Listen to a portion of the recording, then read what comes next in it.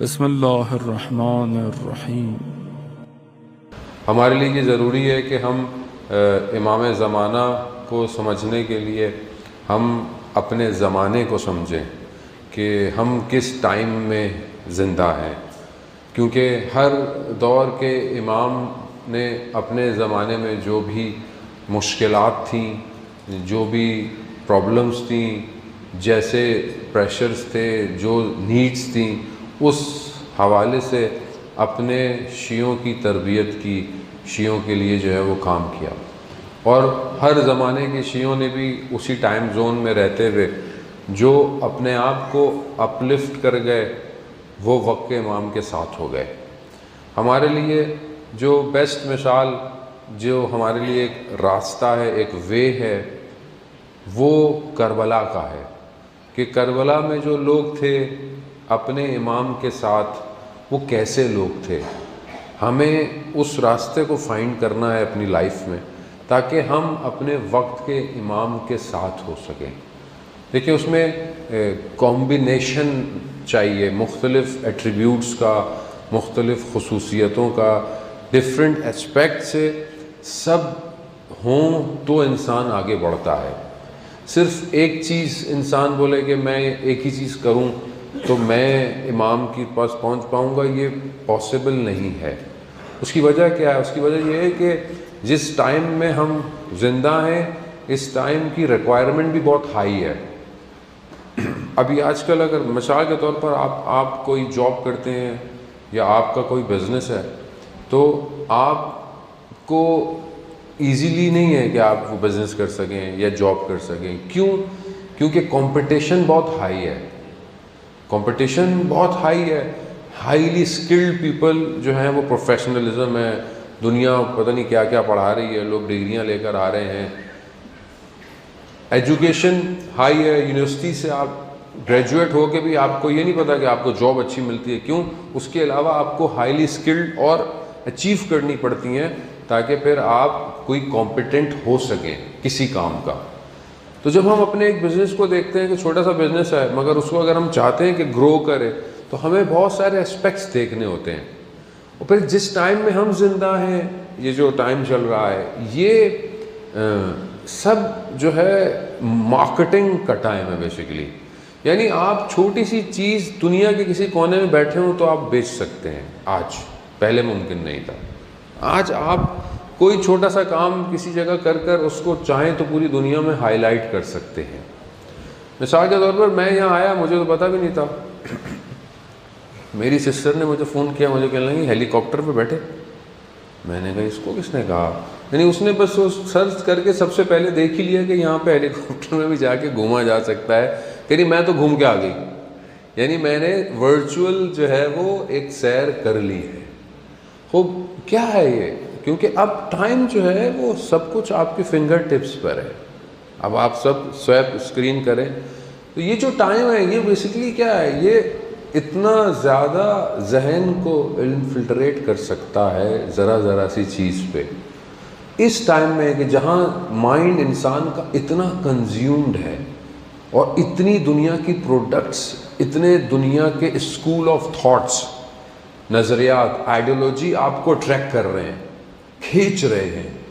یہ یوتھ، یہ جو جوان ہے، خوب یہ جوان کتنا زیادہ انگیج ہے، اس کو خود کو نہیں پتا کہ کتنی آئیڈیالوجیاں اس کے اوپر اٹیک کر رہی ہیں اس ٹائم۔ یعنی آپ اگر یہ چھوٹا ہے تو آپ اس کا کارٹون کا چینل الگ ہے، یہ بڑا ہوتا ہے تو اس کا کچھ اور ہے، پھر یوٹیوب چینلز الگ ہیں، پھر الگ ہر چیز ہے۔ یعنی یہ چھوٹے سے لے کر بڑے شخص تک کی ریکوائرمنٹ ہے۔ کسی کو صرف نیشنل جغرافک اچھا لگتا ہے، کسی کو جو ہے ڈسکوری اچھا لگتا ہے، کسی کو ٹریول، ہر چیز ہے۔ یہ ہر چیز آپ کے اور میرے ذہن کو آکوپائڈ کرنے کے لیے لگی ہوئی ہے، اور دنیا کام کر رہی ہے، دنیا اس پہ محنت کر رہی ہے کہ کیسے سائیکولوجیکلی لوگوں کے مائنڈ کو ہنٹ کیا جائے اور ان کے اندر چیزوں کو کریٹ کرے۔ اس دور میں ہمیں کون سی چیزیں سمجھنے کی ضرورت ہے؟ دیکھیں، بہت ضروری ہے کہ جب ہم اپنے ٹائم کو، اپنے زمانے کو نہیں سمجھیں گے تو ہم کیسے امام زمانہ تک پہنچیں گے؟ کیونکہ جب امام زمانہ آئیں گے ہمارے ذہن میں امام زمانہ آئیں گے، خوب پرانا زمانہ آ جائے گا. وہ پرانا کون سا زمانہ آئے گا جی؟ سب کچھ پرانے زمانے میں لوگ پہاڑوں میں چلے جائیں گے، لوگ اسکائی اسکریپر چھوڑ دیں گے. نہیں، اسی زمانے میں رہتے ہوئے ہمیں اپنے آپ کو اتنا ہائیلی اسکلڈ کرنا ہے کہ ہم اپنے امام کو کچھ دے سکیں، اور امام اسی زمانے میں آ کے حکومت کریں گے. تو ہمیں سب سے پہلی چیز جو، اچھا یہ آپ یہ نہ سمجھیں کہ یہ باقی اماموں کے دور میں نہیں تھا، ہر امام کے دور میں ذہنی یعنی مائنڈ وار تھی، پروپوگنڈا تھا، یہ سب کچھ تھا، ہر زمانے کے امام میں تھا. آج زیادہ ہے. آپ جس امام کے زمانے میں آپ دیکھیں، یعنی اس سے بڑا کیا پروپوگنڈا ہو سکتا ہے آپ سوچیں دنیا کا اس وقت دشمن کا، کہ جب مولا کائنات مسجد میں شہید ہوئے تو لوگوں نے کیا بولا شام میں کہ علی مسجد جاتے تھے. یعنی ہم نے کبھی غور نہیں کیا اس بات پہ کہ یہ کتنا بڑا پروپوگنڈا تھا اس ٹائم. کیا تھا مگر موجود تھا. اور اس سے بڑا آپ دیکھیں نا انالیسس دیکھیں کہ جب کربلا امام پہنچے ہیں تو کتنے لوگوں نے امام کو کال کی تھی؟ تھاؤزنڈس. لیٹر جو ہیں وہ 18,000 20,000 12,000 مختلف روایتیں، اتنے لیٹر لکھے لوگوں نے امام کو بلانے کے لیے. جب امام گئے تو کتنے لوگ امام کے پاس تھے؟ کوفہ سے کتنے لوگ تھے؟ وجہ کیا تھی؟ یعنی اٹس ناٹ ایزی. سادگی امام کو نہیں چاہیے، امام کو سادہ شخص نہیں چاہیے، امام کو بابصیرت، جو بہت زیادہ مائنڈ سے انٹلیکٹ رکھتا ہو، چیزوں کو انڈرسٹینڈ کرتا ہو. ایک واقعے کو دیکھے تو فوراً اس سے رزلٹ نہ لے، بلکہ اس کے بیک گراؤنڈ پر اس کی لیئرز کو دیکھے کہ یہ کیا ہوا ہے، یہ کس طرح ہوا ہے. حتیٰ بولتے وقت بھی یہی خیال کرے. آپ بعض اوقات ہم کچھ کر رہے ہوتے ہیں، کہتے ہیں نہیں اس کو ہمیں نہیں پتہ چلے گا. نہیں، یہ صرف آپ کے اوپر اثرات نہیں پڑتے، یہ اثرات اس کے ریفلیکشنز آنے والی نسل تک، لوگوں تک چلا جاتا ہے. تو ابھی ہمیں کتنا اسٹرانگ ہونا چاہیے. تو ہم اس اسٹرانگ ہونے کے لیے کچھ ہم اسٹڈی کر رہے ہیں، کچھ ہم پلاننگ کر رہے ہیں کہ مائنڈ جو ہے وہ اسٹرانگ کیسے ہو. کیا ہمارے بچے مائنڈ گیمز کھیلتے ہیں؟ یا ہم ان کو مائنڈ گیم کھلاتے ہیں؟ یا وہ ہر وقت دوسرے گیموں میں لگے ہوئے، ہمیں توجہ ہی نہیں ہے؟ کیونکہ جب تک اس کا مائنڈ اسٹرانگ نہیں ہوگا، یہ پزلز نہیں ابھی بنا سکتا، تو یہ کل سسٹمز کو کیسے ڈیزائن کرے گا؟ تو یہ بہت ضروری ہے کہ ہم اس کو مائنڈ گیمز اس کو اٹریکٹ کریں. آج کل کا بچہ بھی آسانی دیکھتا ہے، او یہ کون کرے گا، چھوڑو، یہ آئی پیڈ کھیلتا رہتا ہے. لیکن وہ بھی جو کھیل رہا ہے وہ کیا کھیل رہا ہے کہ آپ سمجھ رہے ہیں. دیکھیں ہم لوگ تو بڑے ریلیکس ہیں، نو ٹینشن نہیں ہے، دعائیں مارنا مولا آ جائیں گے، سب کہانی ختم ہو جائے گی. اتنا آسان نہیں ہے، اتنا آسان نہیں تھا. بنی اسرائیل دعائیں کرتی رہی کہ پروردگار بھیج اس کو جو مجھے نجات دے ہماری قوم کو. خوب خدا نے بھیجا حضرت موسیٰ کو، بھیجا. حضرت موسیٰ آئے، حضرت موسیٰ بنی اسرائیل کو لے گئے اپنے ساتھ. آپ کے سامنے واقعہ ہے، قرآن تعریف کر رہا ہے. دریائے نیل میں راستے بن گئے، دریائے نیل میں راستے بن گئے. یہ راستوں کو کراس کرتے ہوئے ادھر چلے گئے. معجزہ دیکھا انہوں نے، فرعون کو ڈوبتے دیکھا انہوں نے. وہاں جائے، قرآن کہتا ہے گزرے، دیکھا ایک قوم بتوں کی پوجا کر رہی تھی. انہوں نے کیا کہا حضرت موسیٰ سے؟ قرآن کی آیت ہے کہ اے موسیٰ ہمارے لیے بھی ایسے معبود بناؤ. یعنی وہ قوم جو نجات مانگتی ہوئی، معجزے دیکھتی ہوئی آئی، اور اے موسیٰ ہمارے لیے بھی ایسے بت بناؤ.